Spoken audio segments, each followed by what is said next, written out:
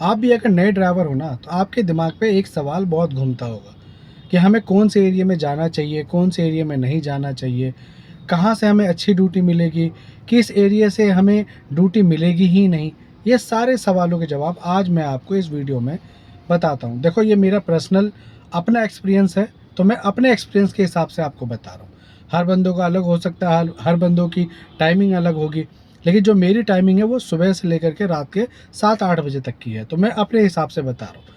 बाकी जो नाइट में चलाते हैं, तो भैया ये वीडियो उनके लिए नहीं है, आप नाइट के लिए मैं एक अलग से सेपरेट बना दूँगा। सबसे पहले जब आप सुबह निकलते हो ना, तो आप देखो किसी भी रेसिडेंस एरिया से आपको बहुत ईज़िली ड्यूटी मिल जाएगी।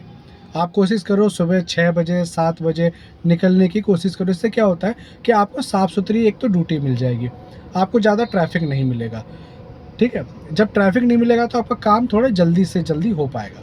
और आप कोशिश करो, अगर आप मान लो 6 बजे निकलते हो, तो 9 बजे 10 बजे तक जितनी जल्दी हो सके आप अपनी मैक्सिमम ड्यूटी को कवर किया करो, ठीक है? उस टाइम पे आप चाय नाश्ता करने के लिए मत बैठना, आप जितने ज़्यादा हो सके अपनी ड्यूटी को कवर करना।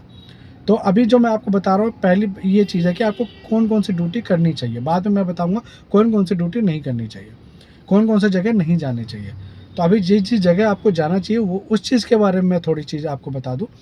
तो आप क्या करते हैं, सुबह आपको पता है कि रेसिडेंस एरिया से ही ड्यूटी मिलती है, तो आपको ऑफिस एरिया नहीं जाना है, ठीक है? आप सुबह के टाइम पे सबसे ज़्यादा अपने रेसिडेंस एरिया जहाँ लोग रहते हैं वहाँ पे जाइए, वहाँ से आप ड्यूटी उठाइए। आप गलियों के चक्कर में मत फंसिए, जितने साफ़ सुथरे एरिया से आप ड्यूटी उठा पाएंगे उतना अच्छा है, ठीक है? सुबह आपने पूरा काम कर लिया, अब आते हैं दोपहर के टाइम की बात। तो भैया दोपहर के टाइम पे, इस टाइम पे देखो कॉलेज की छुट्टी, स्कूल की छुट्टी, हाँ, ऐसे जगह में आपको जाना चाहिए जहाँ पे कॉलेज और स्कूल रहे। कई बार ऐसा होता है कि कॉलेज और स्कूल की छुट्टी है, तो भाई उस दौरान ड्यूटी नहीं भी मिलती है, लेकिन मैक्सिमम है कि कॉलेज और जो स्कूल होते हैं वहाँ पे ड्यूटियाँ मिल जाती हैं। दोपहर के टाइम पे आपको इन एरियो में होना चाहिए। और शाम के टाइम पे, ठीक है, शाम के टाइम पे जो है आपको फिर वही दोबारा ऑफिस के एरिया में होने चाहिए। अब आप शाम को रेसिडेंस एरिया में रहोगे तो आपको कैसे ड्यूटी मिलेगी? आप खुद ज़रा सोचो कि कोई बंदा अगर ऑफिस गया हुआ है तो वो वापस घर ही तो आएगा ना, घर से थोड़ी ना वो दोबारा ऑफिस जाएगा या कहीं। हाँ, ऐसा ये मैं ये नहीं कहता कि बिल्कुल ड्यूटी मिलेगी ही नहीं। कई बार ऐसा भी होता है कि किसी को और मतलब अपने घर से किसी दूसरी जगह जाना हो तो वो ड्यूटी मिल सकती है। ये कोई ज़रूरी नहीं है कि आप रेसिडेंट एरिया में हो तो आपको ड्यूटी मिलेगी ही नहीं। हर जगह के अपना अलग है। देखो, इस चीज़ में मैं इस काम में मैं एक चीज़ बहुत अच्छे तरीके से मानता हूँ कि आपका लक बहुत अच्छा होना चाहिए। क्यों? क्योंकि देखो ड्यूटियाँ भी लक से ही आ रही हैं। आज के डेट में तो यही है। आपका जितना आज लिखा होगा ना कि मैं इतना कमा के जाऊँगा, तो आप उतना कमा के जाओगे। ये चीज़ का आप ध्यान देना। जितना लिखा होगा ना कमा के जाओगे तो उतना कमा के ही जाओगे आप। अब तो ये बात हो गई। अब दूसरे किन-किन एरिया में नहीं जाना चाहिए। नए ड्राइवर जो सबसे बड़ी गलतियाँ कर रहे हैं पता है क्या है?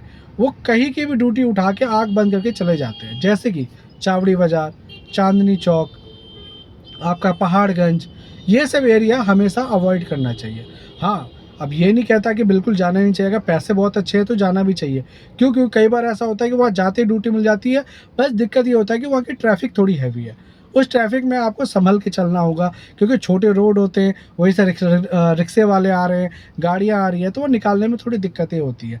वो आपका टाइम ज़ाया करते हैं, टाइम बर्बाद करते हैं। तो ऐसे एरिया में जाने से आपको बचना चाहिए। सीलमपुर हो गया, वज़ीराबाद हो गया, आपका उत्तम नगर हो गया, आपका बुराड़ी जो फ्रंट सामने है वो वहाँ आप जाओ, उसके बैक साइड जाने में दिक्कत है। तो इन सब एरिया में ना आपको बचना चाहिए। आपका जैसे गाज़ियाबाद का एरिया हो गया, फ़रीदाबाद में एनआईटी से जो उधर आपका डबुआ पाली रोड है, डबुआ जवाहर कॉलोनी, ये सब जो एरिया है, इनमें आपको जाने से बचना चाहिए। ठीक है? ये मतलब एक हम मान सकते हैं कि यहाँ पे देखो सवारियाँ बहुत हैं। वहाँ पे आपको सवारियाँ भर-भर के क्यों? क्योंकि हर इंसान ये सोचता है कि वहाँ पे हम नहीं जाएँगे। तो वहाँ पे सवारियाँ बहुत है, गाड़ियाँ कम हैं। लेकिन वहाँ दिक्कत क्या है कि रोड छोटे हैं और उसी रोड से जाना और आना मुश्किल होता है। ये सबसे बड़ी दिक्कत है। भाई सबसे बढ़िया एक ये लास्ट में आपको टिप देता हूँ, बहुत बढ़िया टिप है। ये अगर आप इसको अमल मतलब अपने ऊपर करोगे तो आप अच्छा काम कर पाओगे। भैया हमेशा साफ-सुथरा काम करो। है ना? मैं अब ये भी है, कई बार देखो ऐसी जगह सवारी ले जाके हमें फँसा देता है। अब वो तो किस्मत वाली बात है, कई जगह हमें फँसना भी पड़ता है। कई बार ऐसा होता है, कहते नहीं है कीचड़ में ही कमल खिलते हैं। तो कई बार ऐसा होता है कि अगर अच्छी ड्यूटियाँ लेनी हो ना तो हमें कीचड़ में जाना भी पड़ता है। तो उन चीज़ों से डरो मत। हाँ, मैक्सिमम आप कोशिश करो कि साफ़-सुथरे एरिया, अगर आपको अच्छा काम करना है, तो साफ़-सुथरे एरिया से आप काम करो, ना कि आप किसी गंद एरिया में जा कर के काम करो। इससे क्या है कि आपका टाइम ख़राब होगा, ठीक है? अगर आपको मेरी जानकारी अच्छी लगी हो, दोबारा मैं आपको बोलता हूँ, लाइक एंड सब्सक्राइब आप करो। और कोई भी मतलब जानकारी चाहिए तो आप मुझसे पूछो। देखो, मैं भी ऐसे कोई भी चीज़ आपको हवा में नहीं बता देता। भाई एक्सपीरियंस है, मुझे भी 4 साल का एक्सपीरियंस हो गया, ठीक है? काम करते-करते तब जाके मैं बता पा रहा हूँ। ऐसे नहीं कि मुँह उठाया और बोल दिया मैंने। और बहुत चीज़ें मैं पता करता हूँ, पता करने के बाद बताता हूँ। तो भाई इन्हीं बातों के साथ मैं आपसे लेता हूँ विदा। और मेरी कोई भी बात अगर आपको बुरी लगी हो, तो उसके लिए मैं आपसे तहे दिल से माफ़ी माँगता हूँ।